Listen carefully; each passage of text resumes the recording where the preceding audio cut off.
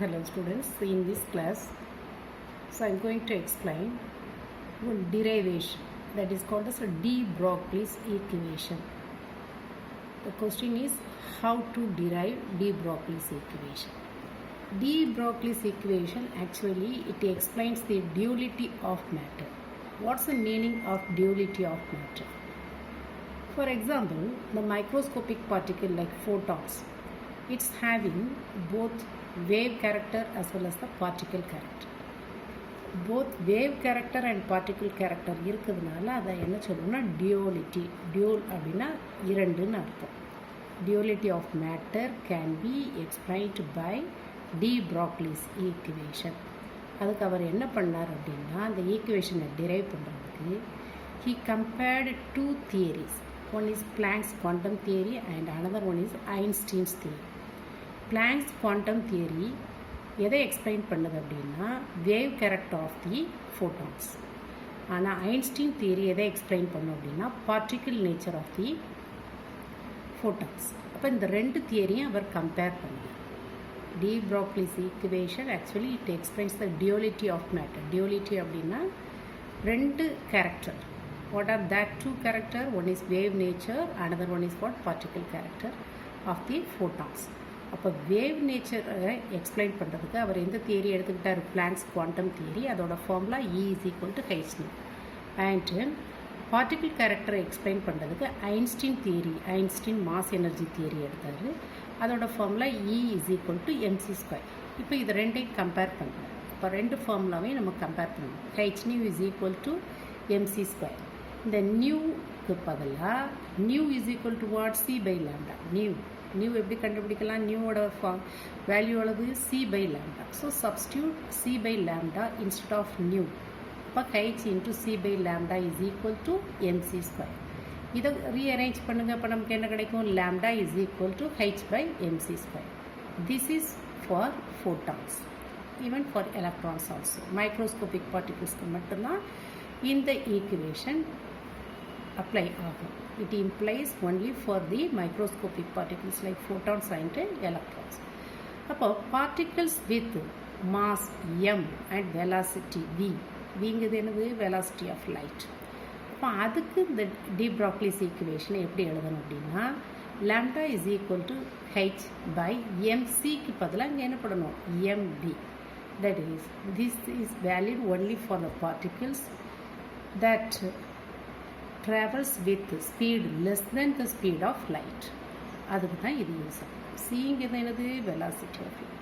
சரிதானா? அப்போ இதுதான் derivation for the de Broglie's equation. This equation is the de Broglie's equation. Just now I told you this de Broglie's equation which is used to, otherwise which can be applied only for the microscopic particles like photons and electrons. அதை எப்படி explain பண்ணலாம்? ஒரு example வச்சு பார்ப்போம். For example, A 6.626 kilogram of iron ball moving with 10 meter per second velocity. 10 meter per second என்னது? அதோட velocity. ஒரு iron பாலோட மாஸ் வந்து 6.626 kilogram. அதோட வெலாசிட்டி எவ்வளவு? 10 meter per second. அப்போ how to find out the wavelength? According to the de Broglie's equation, wavelength is equal to what? Lambda is equal to h by m. Okay. h ஓட value எவ்வளவு? 6. ஹெச்னா என்னது? ஹெச்ங்கிறது blanks constant. இது previous வீடியோவில் சொல்லியிருக்கேன். So அதோட value எவ்வளவு? 6.626 into 10 to the power minus 34. Okay. m how much is given? 6.626 is given. And at the same time, how much velocity? 10. அப்போ இதை நம்ம சிம்பிளிஃபை பண்ணோம்னா we get the answer 1 into 10 to the power minus 35 meter. The value is very very small value because power value பாருங்க minus 35ல இருக்குது. இப்போ இன்னொரு example பார்ப்போம். ஒரு எலக்ட்ரான் எடுத்துக்கிடுவோம். அதோட வெலாசிட்டி 72.73 meter per second. எலக்ட்ரானுடைய மாஸ் கொடுத்துருக்க மாட்டாங்க. But you have to remember the mass of the electron. That is the constant value. Mass of the electron is 9.11 into 10 to the power minus 13. சில கான்ஸ்டண்ட்டாக நம்ம தான் அந்த வேல்யூ ஞாபகம் வச்சுக்கணும். பிளாங்க்ஸ் கான்ஸ்டன்ட், அப்புறம் எலக்ட்ரான்ஸோட மாசு, இதெல்லாம் நம்ம ஞாபகம் வைக்கணும். அப்போ இங்கே ஃபார் இப்போ எப்படி அயன் பால்க்கு நம்ம வேவ் லென்த் கண்டுபிடிச்சோமோ அது மாதிரி எலக்ட்ரானுக்கு வேவ் லென்த் கண்டுபிடிங்க.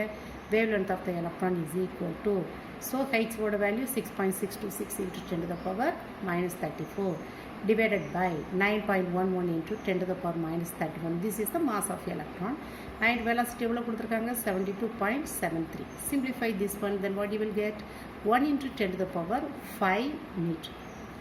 அப்போது இந்த ரெண்டு வேல்யூ கம்பேர் பண்ணுங்க. ஸோ இந்த ரெண்டு வேல்யூவில் அயன் பாலோட value it's very very very smaller value. So it is too small to calculate by using which one? De Broglie's wave equation. At the same time, the 1 into 10 to the power 5 meterங்கிறத ஈஸியாக எதை வச்சு கண்டுபிடிச்சிடலாம்? வேவில் இருக்க De Broglie's equation வச்சு கண்டுபிடிக்கலாம். So இது இந்த ரெண்டு கம்பேரிசன்லேருந்து என்ன தெரியுது அப்படின்னா, De Broglie's equation which is used only for to determine the wavelength, otherwise velocity, otherwise mass of the microscopic particles like photons and electrons, not for the ordinary particles with the size, ordinary particles with the ordinary size. சரிதானா? இது ஒரு important question. அடுத்தது நம்ம பார்க்க போகிறது Davisson and Germer experiment. Davisson and Germer experiment, இந்த எக்ஸ்பெரிமெண்ட்டில் என்ன பண்ணுறாங்க அப்படின்னு பார்த்தீங்கன்னா, beam of electrons are obtained from a heated tungsten filament. நல்லா ஹீட் பண்ண டங்ஸ்டன் ஃபிலமெண்ட்லேருந்து கிடைக்கக்கூடிய பீம் ஆஃப் எலக்ட்ரான்ஸை நிக்கல் கிறிஸ்டல்ஸில் விழ வைக்கும். So the beam of electrons are made to fall on the nickel crystal. அப்போ நிக்கல் கிறிஸ்டலில் விழுந்த உடனே அது வந்து இட் அண்டர்கோஸ் வாட்? டிஃப்ராக்ஷன். அந்த டிஃப்ராக்ஷன் பேட்டர்னை நம்ம வந்து ஃபோட்டோ எடுத்து வச்சோம். So the diffraction pattern, these are not given in your textbook, but this is given in the old syllabus. Okay, upon the diffraction pattern whatever is obtained during this experiment, என்ன experiment பண்ணோம்? Beam of electrons obtained from the highly heated tungsten filament is made to fall on a nickel crystal. அப்போ it undergoes what? Diffraction. That diffraction pattern is separately we have taken photos. அப்போ அந்த diffraction pattern எதை மாதிரி இருக்குதுன்னா, suppose the electron beam of எலக்ட்ரான்ஸ்க்கு பதிலாக நம்ம X-ray use பண்ணோம்னா, எக்ஸ்ரேஸ் யூஸ் பண்ணி கிடைக்கக்கூடிய பேட்டர்னை மாதிரியே எலக்ட்ரான்ஸ் யூஸ் பண்ணும்போதும் இந்த டிஃப்ராக்ஷன் பேட்டர்ன் கிடைக்குது. நல்லா கவனமாக கேட்டுக்கணும். டேவிசன் எதை யூஸ் பண்ணார்? பீம் ஆஃப் எலக்ட்ரான்ஸை தான் நிக்கல் கிறிஸ்டல் மேலே விழ வச்சு அந்த டிஃப்ராக்ஷன் ஆன பிறகு அதோட பேட்டர்னை ஃபோட்டோ எடுத்து பார்த்தார். ஆனால் இந்த டிஃப்ராக்ஷன் பேட்டர்ன் எதை மாதிரியே இருக்குது? Instead of the electron beam of electrons பதிலாக எக்ஸ்ரே யூஸ் பண்ணாலும் இதே மாதிரி பேட்டர்ன் தான் கிடைக்கும். So the diffraction pattern is similar to the X-ray diffraction pattern. சரியா? இதை யார் எக்ஸ்பிளைன் பண்ணால்? Davisson and Germer experiment. இது வந்து ஒரு 2 மார்க் கொஸ்டின். அடுத்தது Heisenberg's uncertainty principle. Heisenberg's uncertainty. சரி, what is the conclusion for the Davisson and Germer எக்ஸ்பெரிமெண்ட்னா, since the X-rays are having what? Wave nature. எக்ஸ்ரேஸ்க்கு வந்து வேவ் கேரக்டர் உண்டு. அதே மாதிரி இந்த எக்ஸ்பெரிமெண்ட் மூலமாக நமக்கு என்ன தெரியுது அப்படின்னா, even the electrons also having what? The wave character. இதை தான் அவர் சொல்ல வந்தார். Davisson and Germans experiment which is used to determine the wave nature of the electron. அதுக்கு தான் இந்த சின்ன எக்ஸ்பெரிமெண்ட் பண்ணார். இந்த சின்ன எக்ஸ்பெரிமெண்ட் பண்ணிவிட்டு இதை எது கூட கம்பேர் பண்ணார்? எக்ஸ்ரேஸ் கூட கம்பேர் பண்ணார். எக்ஸ்ரே வச்சு பண்ணும்போதும் இதே பேட்டர்ன் கிடைச்சதுனால, ஸோ ஏற்கனவே எக்ஸ்ரேக்கு என்ன கேரக்டர் இருக்குது? வேவ் நேச்சர் இருக்குது, வேவ் கேரக்டர் இருக்குது. அப்போது எலக்ட்ரான்ஸுக்கும் வேவ் கேரக்டர் இருக்குதுங்கிறத ப்ரூவ் பண்ணார். யார்? Davisson and German. சரியா? அடுத்தது Heisenberg's uncertainty principle. Heisenberg's uncertainty principle வந்து இது ஒரு இம்பார்ட்டண்ட் 2 மார்க் கொஸ்டின்ஸ். ஒரு டெஃபினேஷன் இருக்குது. இதுதான் அதோட ஃபார்முலா. நல்லா பார்த்துக்கோங்க. டெல் எக்ஸ்னால் changes takes place in the position. del p அப்படின்னா changes takes place in the momentum. சரியா? டெல் எக்ஸ், இந்த டெல் இந்த ட்ரையாங்கிள் மாதிரி கொடுத்துருக்கதை நம்ம என்ன சொல்லணும்? Delna changes R uncertainty. சேஞ்சஸ்னு சொல்லலாம், இல்லைன்னா uncertainty takes place in the position. Del p இங்கிறது என்னது? uncertainty takes place in the momentum. del p க்கு பதிலாக m into del v கூட போடலாம். மொமெண்டம் இல்லை, அதனால் m into del v கூட நம்ம போடலாம். It is always greater than, otherwise it is equal to h by 4 pi. இதுதான் ஹீசன்பர்க்ஸ் அன்சர்டனிட்டி பிரின்சிபிளோட formula. Very very important formula. இதை வச்சு தான் இதில் நிறைய ப்ராப்ளம்ஸ் நம்ம ஒர்க் அவுட் பண்ணணும். சரியா? அப்போ இதுதான் ஃபார்முலா. இந்த ஃபார்முலா வச்சு டெஃபினேஷன் எழுதணும்.